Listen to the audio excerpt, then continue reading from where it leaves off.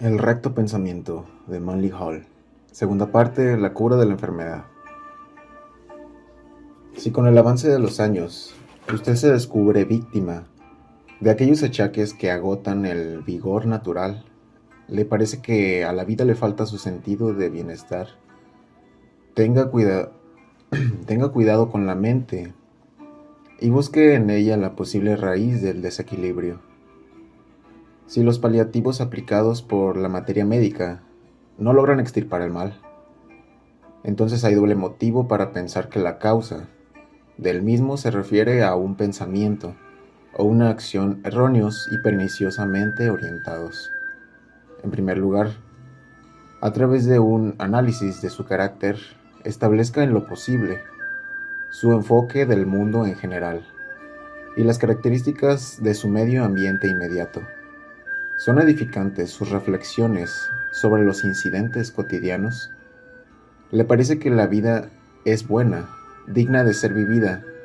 ¿O acaso sus riesgos lo abruman de pesares y lamentos, hasta el extremo que, como dice David, el alma acaba por disolverse en un exceso de languidez? Si se considera usted víctima de los demás, o rechazado sus esfuerzos por hacer el bien ha endurecido su corazón, explotando sus semejantes y traficando con su crueldad, capta usted los subyacentes lazos de unión entre todos los órdenes de la existencia, o el odio y el miedo lo han aislado, bloqueando sus sentimientos de compasión, ternura y afectos bien elegidos. En casi todos los casos el paciente descubrirá alguna falla constitucional, alguna irritación crónica que, al invadirlo lentamente en los años de juventud, se ha fortificado a causa de los inevitables sufrimientos de la vida, hasta obsesionar finalmente el intelecto, formando una catarata sobre el ojo del alma. Si bien no todas las enfermedades pueden adjudicarse a estos reflejos mentales, también es invariablemente cierto que dichas predisposiciones mentales producen ciertos fenómenos físicos perniciosos. El cuerpo o la mente inevitablemente se quiebran bajo la presión de dicha morbosidad. Solo hay una cura: reestructurar el entendimiento sobre nuevas bases, desarraigando desarraigando de la naturaleza todos los prejuicios anteriores y estableciendo una normal circulación del pensamiento. Así como el agua estancada se pudre rápidamente, se convierte en medio fértil para la enfermedad, de la misma manera cuando se impide la circulación natural de los pensamientos, por efecto del anquilosamiento del raciocinio, dichos pensamientos engendran bacterias intelectuales, que no solo afectan al individuo, sino que además contagian a todo el que ingresa a su esfera de influencia. Cuando alguien enferma de un mal contagioso, lo ponemos en cuarentena y tomamos toda serie de precauciones para evitar nuestro contagio.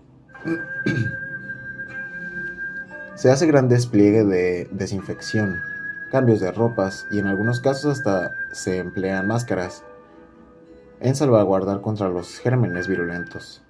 Y sin embargo, cuanto más perniciosas son aquellas enfermedades mentales contra las cuales resultan inoperantes los habituales métodos de desinfección, insistimos, qué raro, resulta el hecho de que no se aísle a los individuos afectados por ciertas morbosidades del entendimiento, permitiéndoles contagiar a otros con su enfermedad, con absoluta autorización estatal. Se encarcela a los insanos violentos si manifiestan tendencias homicidas, cleptomanía o paranoia. Pero hay enfermedades mentales mucho más peligrosas que la llamada insania. Surgen en intelectos mórbidamente brillantes, cruelmente sanos, tan dañinamente incolumes, que ni la razón ni el derecho pueden contrarrestar su influencia. Analizamos brevemente la llamada escuela realista de la filosofía. Sus partidarios no son técnicamente insanos, pero cuando se le toma al pie de la letra su posición, indudablemente una enfermedad intelectual. La ponzoña del realismo se manifiesta como un irresistible impulso de inyectar en los demás una actitud pesimista hacia todo aspecto de la existencia. Dicha morbosidad se reproduce hasta que esas personas llegan a convencerse de que lo peor es legítimo, que el mal como instinto natural del hombre debería ser endiosado y aceptado como el origen de todo impulso. Ya es suficientemente perjudicial el que las personas sustenten ideas tan equivocadas, pero todavía son peores las fatales consecuencias. Nadie está conforme hasta no comunicar sus convicciones a todos los que están bajo su círculo de influencia. Peor aún, nos sentimos positivamente desgraciados hasta el momento en que nuestros semejantes comienzan a parecérsenos. Una vez que hubimos contagiado a una cantidad suficiente de seres humanos, nos consideramos profetas. Hubiera llenado de júbilo el alma de un moderno legislador la siguiente costumbre de los antiguos egipcios. Abrieron un campo ilimitado, puesto que reglamentaban los sentimientos humanos, aunque estos no hubieran provocado crímenes reales. Por ejemplo, la autocompasión era un pecado capital que podía perjudicar el alma. La pena excesiva era ilegal, porque quien sufría inmoderadamente podía esparcir las mismas perjudiciales para el espíritu del pueblo. Por lo tanto, los egipcios pudientes eran despedidos en sus tumbas por los alaridos de lloronas alquiladas, que se golpeaban el pecho, se tiraban de los pelos, llevaban ropas alquiladas y derramaban ríos de lágrimas fingidas como retribución por el pago. Es posible que hoy haya muchos individuos con mentalidad igual a la de aquellos antiguos aristócratas, para quienes los excesos emocionales les eran tan ajenos que necesitaban alquilar quienes pudieran expresar esas emociones en lugar de ellos. Los norteamericanos son gente morbosamente sentimental. Ajeno a la auténtica profundidad de los sentimientos, el norteamericano término medio sustituye la intensidad afectiva verdadera con falsas emociones derivadas de trivialidades y magnificadas más allá de cualquier medida por la imaginación y la autocompasión.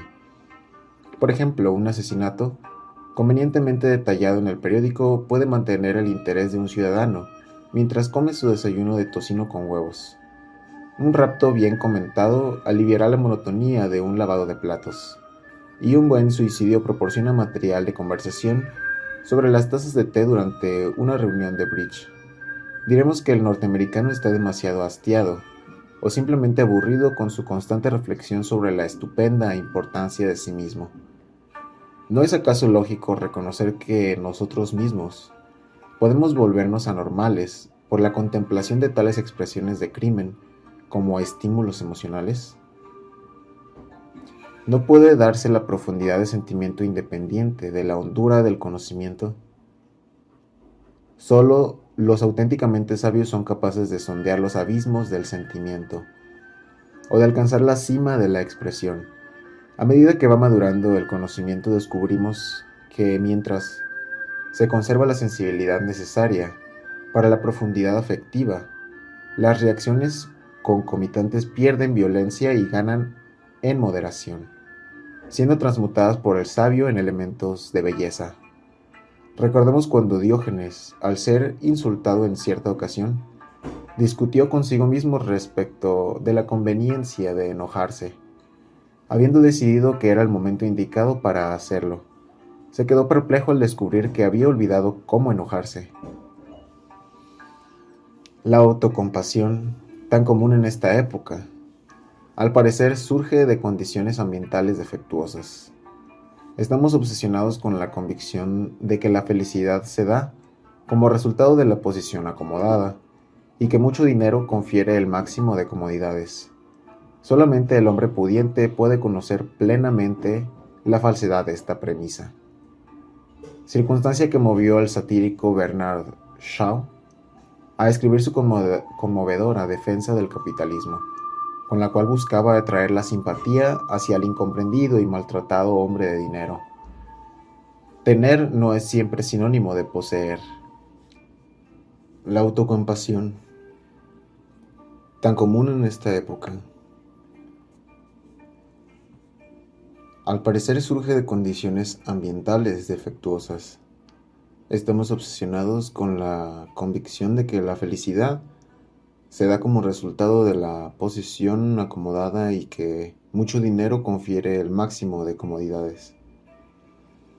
Solamente el hombre pudiente puede conocer plenamente la falsedad de esta premisa, circunstancia que movió al satírico Bernard Shaw a escribir su conmovedora defensa del capitalismo, con lo cual buscaba atraer la simpatía hacia el incomprendido y maltratado hombre de dinero. Tener no es siempre sinónimo de poseer. La autocompasión se basa en juicios relativos, y un hombre que tiene menos que su vecino puede llegar a morir prematuramente, lamentándose de la crueldad de su destino. Tengo menos que mi vecino, por tanto soy por fuerza miserable. En esta época en que las industrias de productos esenciales han sido explotadas al máximo, gran parte de la población está, en consecuencia, comprometida en la producción de productos superfluos para la propaganda internacional que impone como indispensables.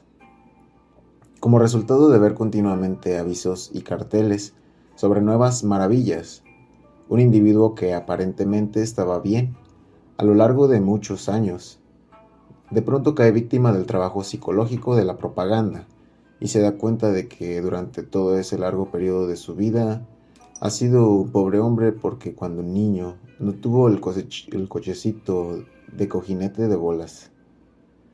A quienes son incapaces de reconocer la felicidad como una actitud mental y no un asunto de acumulación, les recomendamos que mediten acerca del relato, también contado por Lawrence Tibbets, del hombre feliz al que le ofrecen $10,000 por su camisa, pero que desgraciadamente no poseía ninguna.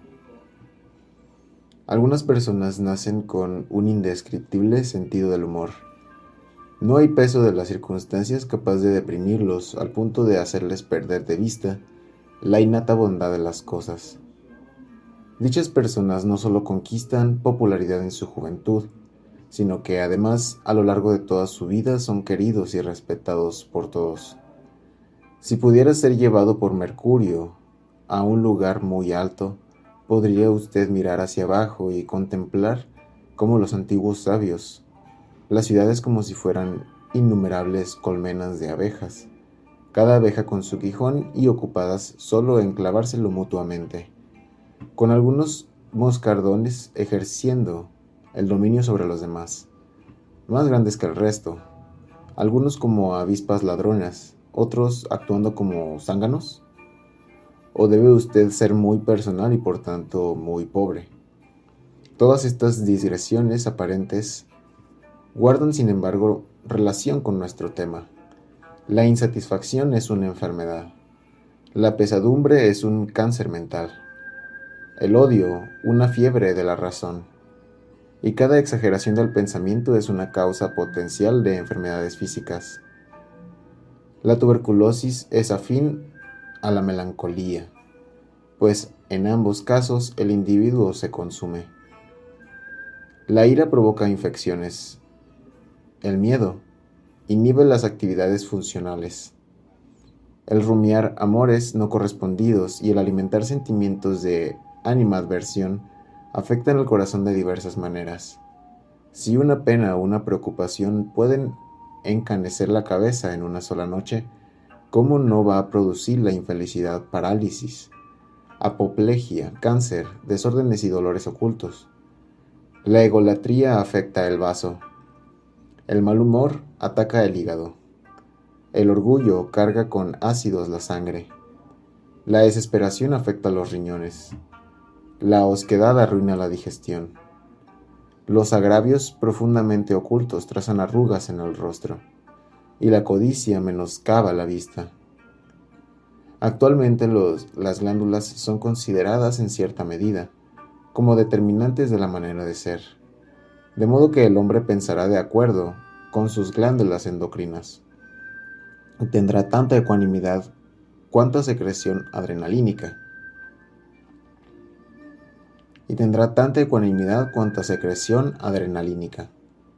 ¿Qué son, sin embargo, estas glándulas sino focos de las cualidades suprafísicas? Tan cierto como que los optimistas engordan y los pesimistas enflaquecen, así sus modalidades temperamentales se notan a la distancia. Así también la voz, los ademanes, la mirada, el arrastrar de los pies, la inclinación de la cabeza, todos estos detalles revelan las cualidades ocultas que impulsan la vida. Se dice que el alma de un hombre se refleja en el apretón de manos, pues éste difiere tanto como los rostros. Contémplese usted el rostro, preste atención a su propia voz, examina el conjunto de su aspecto físico y descubrirá muchas cosas. Todas las cosas están determinadas por simpatías y antipatías. Los hombres grandes son generalmente tolerantes, así como los bajos intolerantes, pues lo que les falta en tamaño lo compensan con agresividad.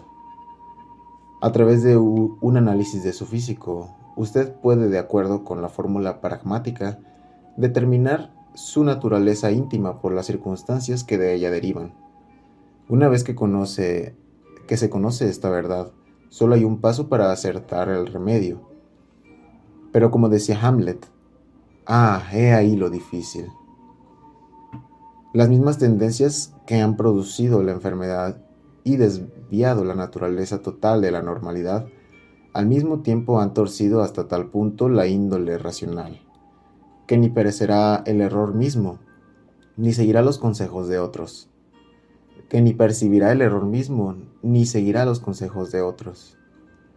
Un infalible síntoma de irracionalidad consiste en rechazar instintivamente lo que difiere de nosotros. Solo el verdadero filósofo puede juzgar con justicia aquello que condena para sí. Demasiado a menudo nuestras opiniones se convierten en el criterio para juzgar lo bueno y lo malo. Nos adherimos a lo que sustentan nuestras ideas y rechazamos todo lo demás, como no válido, ni digno de tenerse en cuenta. Por consiguiente, el melancólico está ciego respecto de su enfermedad, y declara que le gustaría mucho ser alegre si pudiera descubrir razones para mejorar su humor. No se da cuenta de que su propia melancolía lo ha cegado al espectáculo del eterno bien, que solo pueden negar quienes prefieren no verlo, a favor de pasiones inferiores. El que adolece de autocompasión dirá: ¿por qué me dicen que me aparte de mis sufrimientos? ¿Por qué me señalan el ejemplo de los felices? Saben muy bien que si estos hubieran sufrido como yo, estarían en el mismo estado. Sin embargo, esta misma persona no quisiera cambiar su lugar por el que ocupa el que está feliz, pues no es la desgracia la fuente de la autocompasión, sino la manera como se enfrenta la desgracia. Todos sufrimos más o menos lo mismo, unos de una manera, otros de otra. Algunos, elevándose victoriosamente por encima del sufrimiento, alcanzan la tranquilidad de espíritu, mientras que otros corroen su manera de ser en medio de un infierno desgraciado, donde permanecen blasfemando contra su suerte y envidiando la sonrisa de otros rostros. Desde el punto de vista psicológico, es mucho más fácil sonreír que enfurruñarse, pues para esto último se emplean muchos más músculos. Sin embargo, el descontento es nuestro impulso obsesivo, y nuestros músculos de la sonrisa simplemente se atrofian por falta de uso. Todos somos víctimas de las circunstancias, pero algunos de nosotros permitimos que las circunstancias nos sacrifiquen. Es la vieja historia de las dos manzanas que crecían juntas. Una de ellas maduró hasta alcanzar un aspecto rosado, tierno y apetitoso. La otra se marchitó y agrió, hasta que finalmente se desprendió del árbol y se pudrió. La experiencia es un impulso otoñal, por el cual se cosechan los frutos de la vida. Algunos maduran en el proceso, mientras que otros se echan a perder. Hay, sin embargo, una sola excepción en esta analogía entre hombres y manzanas. Las manzanas se aguzanan por necesidades, los hombres por opción. Existen pues los castigados por la adversidad, que aparentemente han nacido bajo el signo de un total eclipse de la esperanza, y que han tolerado la existencia solo porque les ha faltado el coraje para ponerle fin. Están los que se llaman a sí mismos hijastros del destino, considerándose las predestinadas víctimas de toda posible forma de injusticia. Si por casualidad y la casualidad es más imparcial de lo que generalmente pensamos, llega a ellos la buena suerte, también la consideran como otro motivo de aflicción, como precursora de otra nueva calamidad.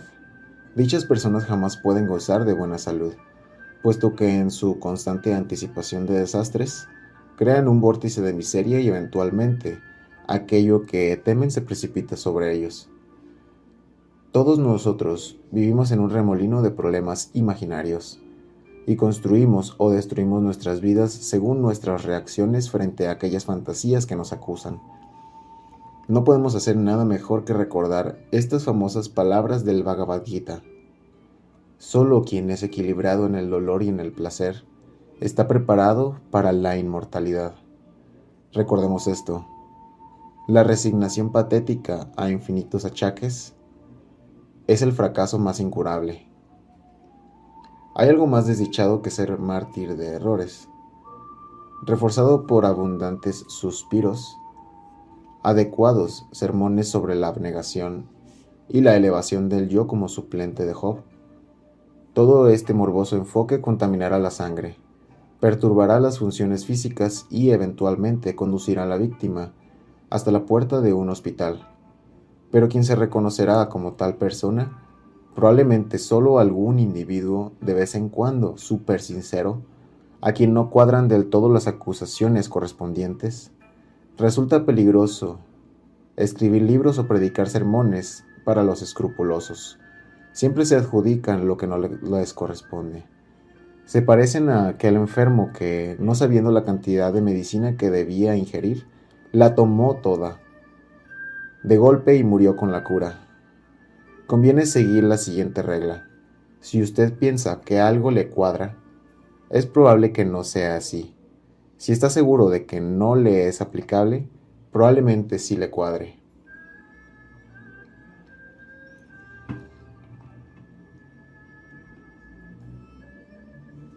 De modo que, habiendo establecido en primer lugar, y con toda la honestidad posible, el rumbo y la virulencia de las tendencias naturales, cada uno debe asumir por sí mismo la tarea de poner su propia casa en orden, de extraer acuerdo del desacuerdo, de restaurar lo antinatural al plano de lo natural. ¿Cuál es, entonces, el estado natural del individuo? Después de nombrar tantas anormalidades, ¿cómo definiremos la normalidad? Aristóteles afirmaba que la naturalidad era el médico propicio a todas las cualidades. No demasiada cantidad de una, sino lo suficiente de cada cualidad. Todos los vicios antes mencionados surgen de algún extremo. Y cuando se desvanecen las exageraciones, la mayoría de las perturbaciones desaparecen con ellas. Las normas sociales, políticas y religiosas que rigen nuestras vidas son en su mayor parte desesperadamente perniciosas, y quienes se ajusten a ellas pueden estar seguros de acumular indescriptibles males. El mayor acercamiento al estado normal es el del niño. Con esta sola modificación, que al determinar el ideal, la filosofía debería sustituir la espontaneidad y el optimismo de la infancia con la sola virtud de la integridad. Un hombre puede ser sabio y al mismo tiempo humilde, sincero, espontáneo, comprensivo, generoso, cariñoso, amable, sano, natural, franco y sencillo. No necesita hacer ostentación de su proeza ni tratar de impresionar con el ruidoso trueno de su erudición. Su mente no necesita retumbar como un carro tirado por bueyes. Puede ser directo en sus relaciones, libre de todos los subterfugios y equivocaciones de los sofisticados. Puede encontrar placer en las cosas inocentes e insignificantes, y como el niño levantar sus castillos de humo e insuflarles el hálito de la realidad. Cometemos el triste error de crecer. Creemos que la madurez debe estar abrumada por un sentido de dignidad y un exceso de charla intrascendente. Nos convertimos en esclavos de la moda y del capricho, terminando por aceptar nuestros malestares como si fueran inevitables. Perdemos la virtud más inapreciable, la suprema naturalidad, porque hemos sido educados con gustos y aversiones, entrenados en antagonismos, instruidos de acuerdo con ideas perniciosas, y lanzados a la vida bajo un código de disconformidades.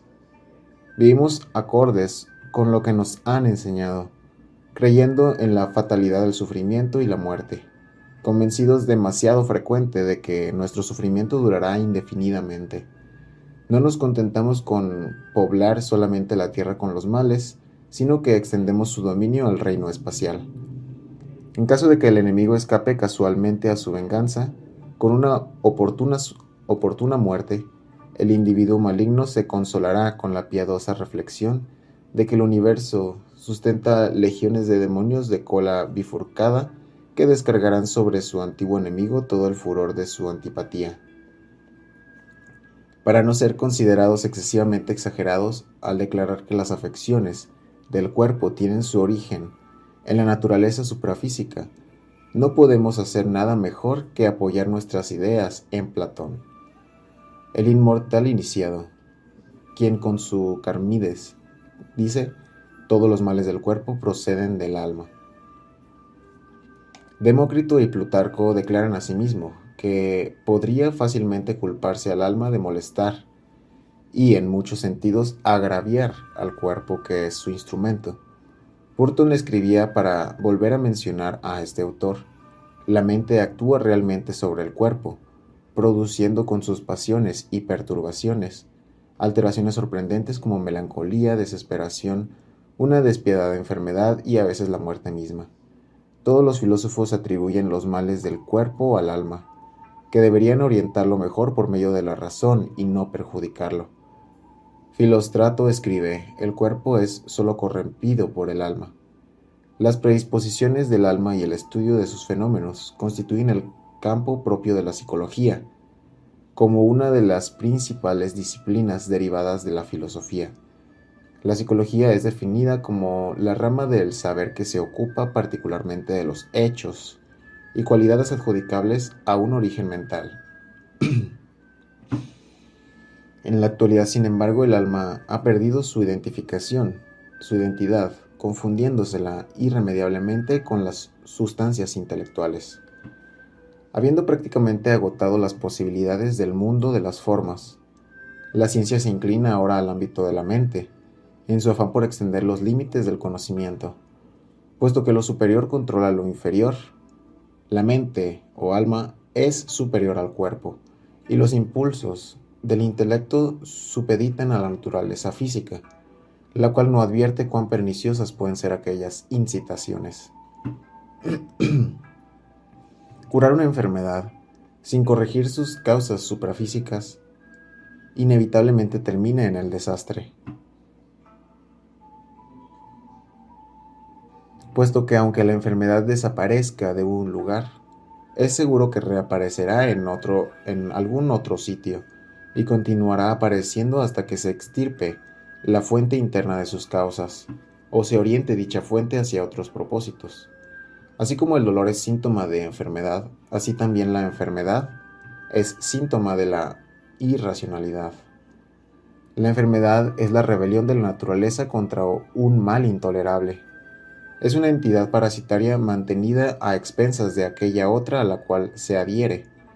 Durante siglos fue objeto de discusión en los círculos filosóficos la constitución y origen de los gérmenes, y un número considerable de ilustres metafísicos ha afirmado que las bacterias representan la concreta precipitación en la materia de los malos impulsos que continuamente engendra la mente humana, siendo vástagos del pensamiento irracional.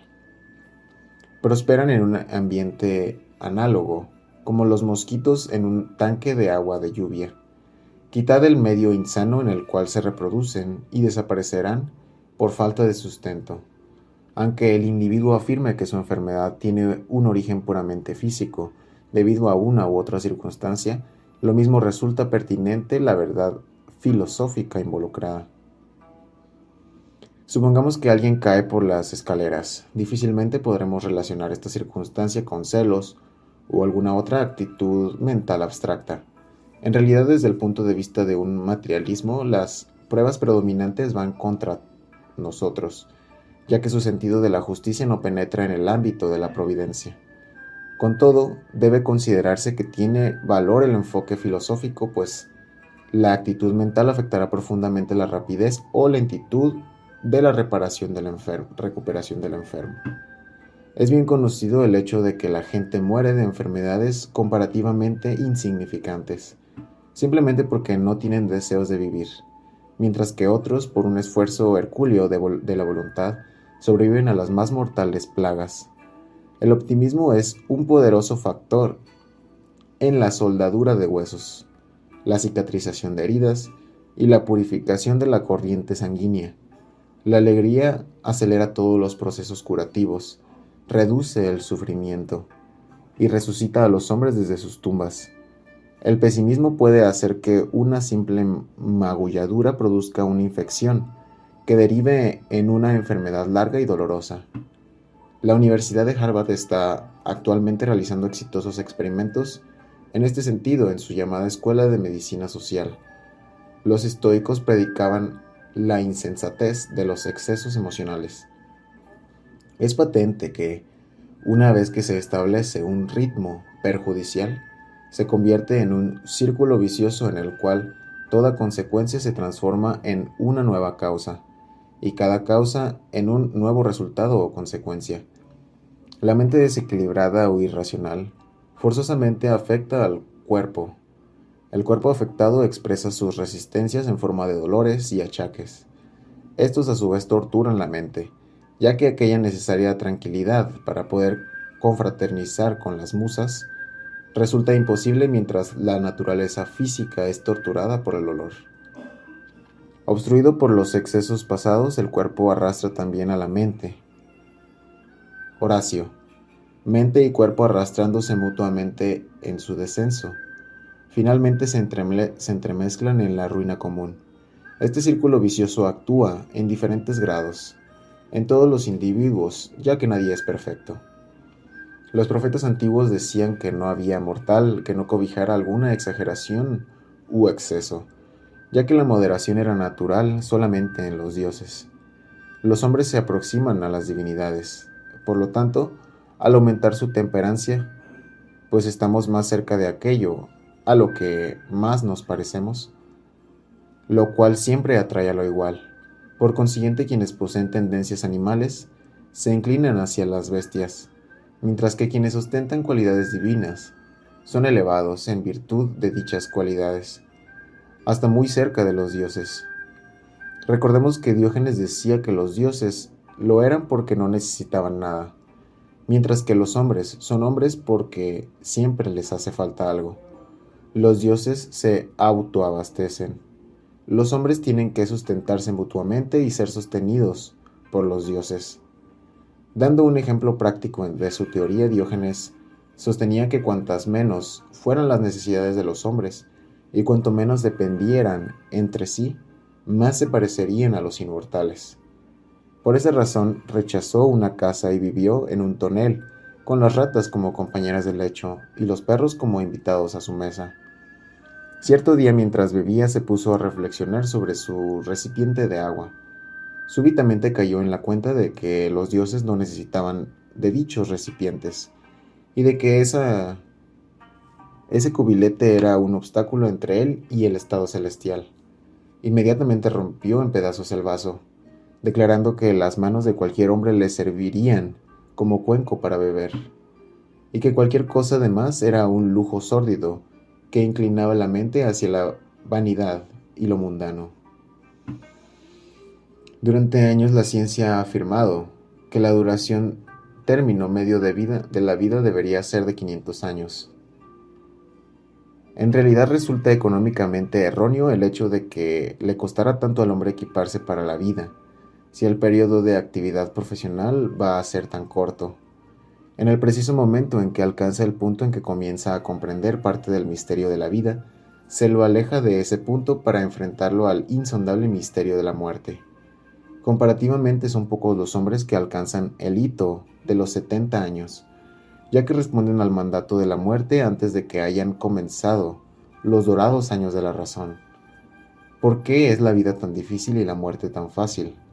¿Por qué debemos luchar con tantas oposiciones para existir y ser abatidos si descuidamos por un momento la vigilancia? Parecería como si tanto la respuesta como el remedio deberían pertenecer al futuro.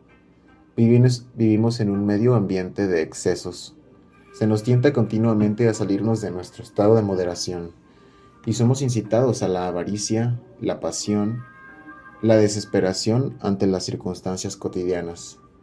En el entusiasmo de la juventud nos proponemos forjarnos un noble destino, corregir una legión de errores y protegernos de los evidentes absurdos de nuestro sistema cultural. Sin embargo, es casi imposible que alguien pueda contrarrestar el poder de las ideas concentradas de una civilización. Ni una sola persona entre 1000 puede resistir la insidiosa corrosión del ejemplo y la oportunidad. Cada uno de nosotros a su turno cae en el mismo camino trillado y acepta con paciente resignación lo que parece inevitable. Hemos creado la costumbre de morir jóvenes, y este concepto está demasiado profundamente arraigado a la esencia del pensamiento inconsciente, continuamente en el antiguo sendero familiar y no haciendo caso de la moderación por cuyo solo efecto tendríamos asegurada la supervivencia. Nos enredamos en los excesos que tienen un único fin inevitable. Deseamos morir y por lo tanto morimos. El precepto bíblico que fija el límite de la vida humana en 70 años ha destruido incuestionablemente a millones de seres humanos que o bien cumplen su derrotero o comprometen la exactitud de las sagradas escrituras. No queremos decir que la gente se mate deliberadamente, pero sí que han sido minados por la infección del fatalismo.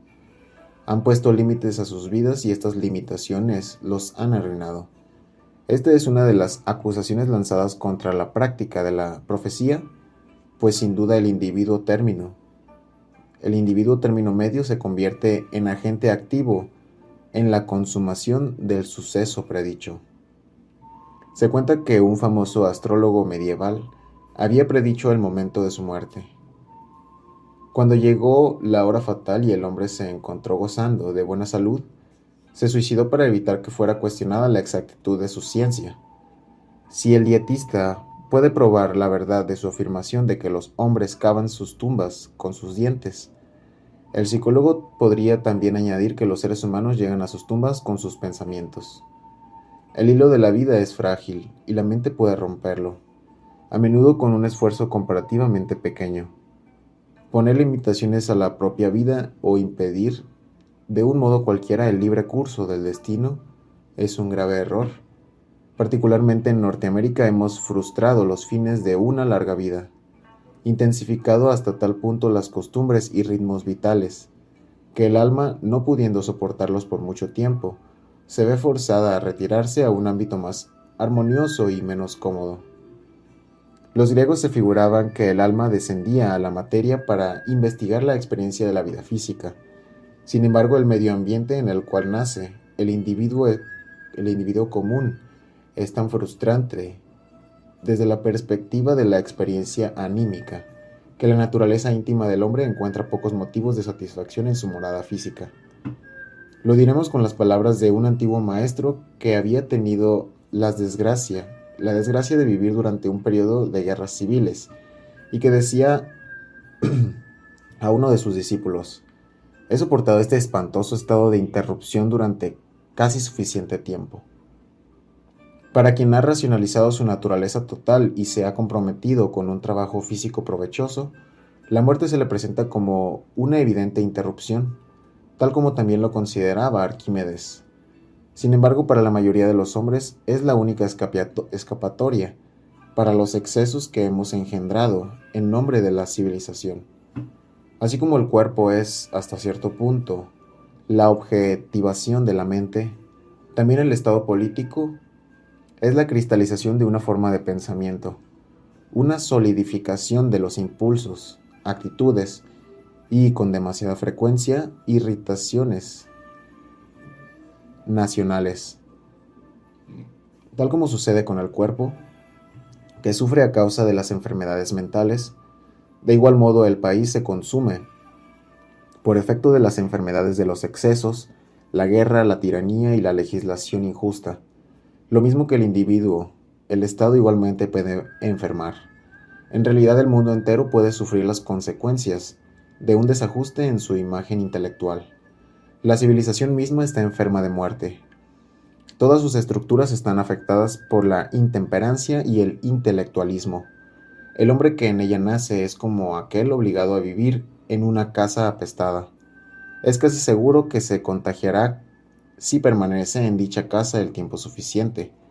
El reformador, el educador, incluso el gran filósofo son otros tantos, Padre Damián, que muy posiblemente terminarán por morir a causa de la misma enfermedad que se proponían curar. Sin embargo, antes de sucumbir, cada uno de ellos habrá logrado algo a favor del bien común, y por consiguiente a su tiempo, ya sea a través de la creciente integridad del hombre, o por grandes convulsiones naturales, los males por los cuales sufrimos serán vencidos, y entraremos en la era dorada que soñaron los sabios. Mientras tanto, si queremos sobrevivir en vista de la constante tendencia hacia los excesos, debemos darnos cuenta de que nos es necesario conservar una moderación racional, sin inclinarnos a favor del odio, por un lado, ni hacia las ataduras frustrantes, por el otro. Viviendo moderadamente, pensando moderadamente, sintiendo moderadamente, reducimos al mínimo la fricción de nuestra naturaleza íntima, que sustenta el cuerpo y que finalmente lo reduce a un estado senil. Podemos sintetizar así la filosofía de la enfermedad, ni siquiera exceptuando los llamados accidentes de la naturaleza. Los efectos de los desórdenes físicos son igual a sus antecedentes causales. Estas causas pueden estribar en la ignorancia y la inmoderación, pues un individuo que conozca todos sus componentes puede gozar del don de la salud perfecta. La sabiduría es el estado más perfecto, y quienes desean adquirirla deberán sacrificar todo lo demás. Sobre todo deben sacrificar la indulgencia. El logro de la sabiduría resulta imposible en un cuerpo educado para los desórdenes, que son nuestro destino común. La sabiduría es la normalidad de la razón, el equilibrio de la mente y su liberación de las irritaciones y pugnas de los desórdenes físicos le permiten contemplar con ininterrumpida tranquilidad la luminosa esencia del universo real, que para la mayoría de nosotros no es otra cosa que un sueño. La filosofía afirma que el individuo puede estar sano si aspira a la salud con fuerza suficiente, si tiene la voluntad de sacrificar las inmoderaciones, puede gozar la felicidad del espíritu. Si en el acto de comer se pone a servicio de sus órganos físicos y no al de sus apetitos, puede disfrutar de una buena digestión. Y si en su parte sentimental y racional protege los altos intereses de los planos mental y emocional, estos a su vez se convertirán en sus servidores incondicionales. No tenemos mejor lema que este: si usted se pone al servicio de las partes de su ser, la totalidad de su ser se pondrá a su servicio. Si se sacrifica la insignificante gratificación que se obtiene de la envidia y el odio, o el consuelo que deriva de la autocompasión, es posible llegar a gozar de una constante paz mental, de la placidez de las emociones y del saludable funcionamiento del cuerpo. Quien vive en un hospicio durante un largo periodo se volverá él mismo loco, y el alma que debe habitar en un cuerpo torturado por achaques y dolores y convulsionado por los desmanes, necesariamente perderá su aspecto de ponderación y parecerá tan demente como la estructura en la cual vive. Puede el farmacéutico preparar una infinita variedad de combinaciones que logren contrarrestar o temporariamente neutralizar los impulsos que provocan la enfermedad. Usted puede comparar un usted puede comprar un brebaje que neutralice por un rato los efectos de la ira. Estos paliativos son iguales a las pastillas dispépsicas que satisfacen al glotón, permitiéndole ser indulgente con su gula sin sufrir inmediatamente las consecuencias de sus indulgencias. Todos estos llamados remedios no logran acercarse al foco del desorden. No hay una píldora alguna para el alma, ni pócima que desinflame la mente, ni puede repartirse a tanto por grano el estado de raciocinio. Es el individuo quien en última instancia debe comprender que a la salud, como a la felicidad, hay que ganarlas o merecerlas, pues la felicidad es la armonía del alma, así como la salud es la armonía del cuerpo físico. Solo podemos estar verdaderamente satisfechos cuando vivimos en perfecto equilibrio con las leyes que nos han creado y que nos sostienen. Cualquier desvío de tales leyes provocan nuestra destrucción. El absoluto acuerdo con los fines de la naturaleza es el secreto de la felicidad y la longevidad. La enfermedad es una desviación de la naturaleza.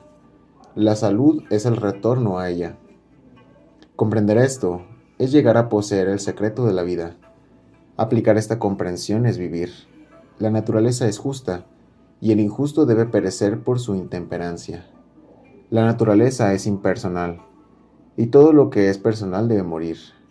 La naturaleza no envidia nada, no tiene celos de nada, y es ajena a la ambición. Quienes están movidos por impulsos menos universales que los de la vida misma, serán destruidos por la inadecuación de sus propios ideales. Quienes son limitados parecen por falta de aire. Quienes son superficiales mueren por falta de profundidad.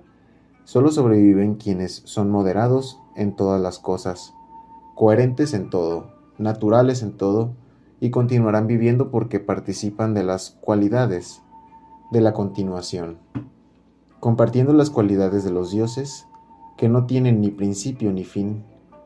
El hombre despliega una por una todas las potencialidades divinas, hasta que su destino divino alcanza por fin su absoluta plenitud. La enfermedad, la decadencia y la muerte son absorbidas por el esplendor del alma iluminada, y el hombre, apartándose de las limitaciones de la carne, se inclina hacia la inmortalidad, para unirse finalmente al inmutable e infinito bien.